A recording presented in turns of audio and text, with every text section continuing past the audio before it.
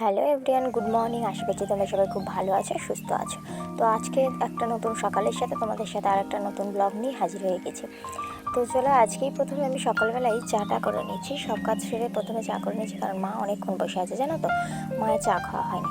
তো আর মা যেহেতু খায় লিকার চা, একদম চিনি ছাড়া, মায়ের তো প্রচণ্ড সুগার, হাই সুগার, ওই জন্য চিনি ছাড়া দেওয়া হয়। তাই প্রথমে চিনি বলছি, একটু নুন, আদা আর তেজপাতা দিয়ে ফুটিয়ে নিয়ে মায়ের লিকার চাটা তুলে নিয়ে তারপর আমাদেরটাই চিনি দিয়েছে।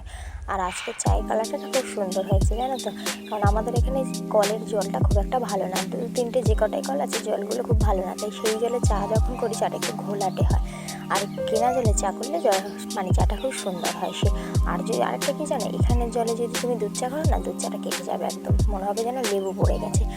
তো আজকে যেহেতু লিকার চাটা কেনা জলে করেছি, তাই খুব সুন্দর একটা রঙ এসছে। তো যাই হোক, এই বকবক করতে করতে আমাদের চা খাওয়াটা প্রায় হয়ে এলো। তো আমি আর মা খুব হাসাহাসি হয়েছি, আর শ্রীজিও খেলা করছিল, মধ্যখানে শ্রীজি এলো, একটু আদরও খাচ্ছিল।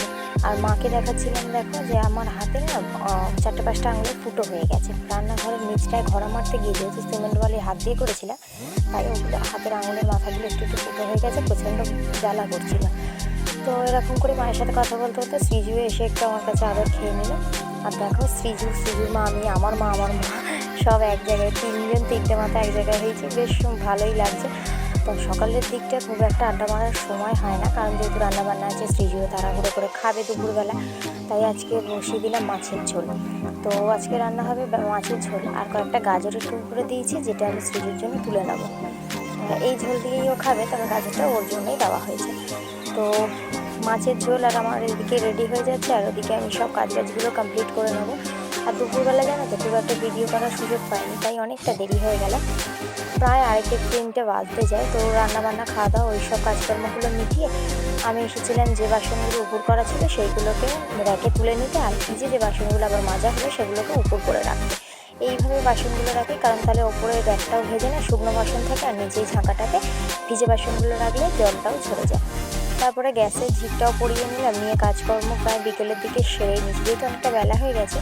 আজকে না একটু তাড়া গেছে, কারণ আজকে শ্রীজের নাচের ক্লাস আছে, তাই আমাকে এই কাজকর্মগুলো তাড়াতাড়ি মিটিয়ে রাখতে হবে, কারণ 4:30টার মধ্যে আমরা বেরোবো, যেহেতু এখন 5টা থেকে ক্লাস, আর ক্লাসটা এখন অনেকটা দূরে হয়ে গেছে, তাই একটু তাড়াতাড়ি বেরোতে হবে। তারপরে এইসব কাজকর্ম মেটাতেই বিকেল হয়ে গেল।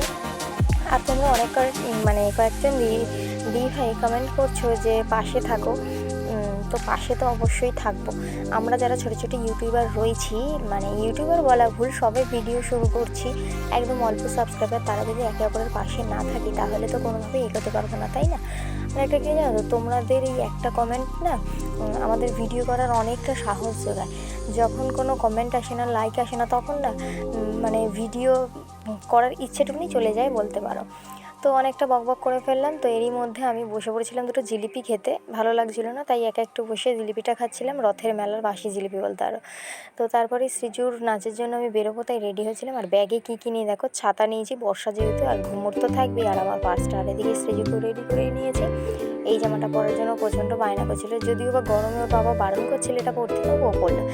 তো আমিও রেডি হয়ে পড়েছি, এবার আমরা দুজন বেরিয়ে পড়বো। তো বেশি কথা আর বলবো না, দেখো তো ওর নাচের ক্লাসের ভিডিওটা, একটুখানি ক্লিপটা নেওয়া ছিল, সেটাই তোমাদের সাথে শেয়ার করলাম। তো চলো, আজকের ভিডিওটা এই অবধি, নেক্সট ভিডিওতে আবার তোমাদের সাথে দেখা হবে। ততক্ষণ সবাই সুস্থ থেকো, ভালো থেকো, আর যদি আমার ভিডিও ভালো লেগে থাকে তাহলে পাশে থেকো। টাটা।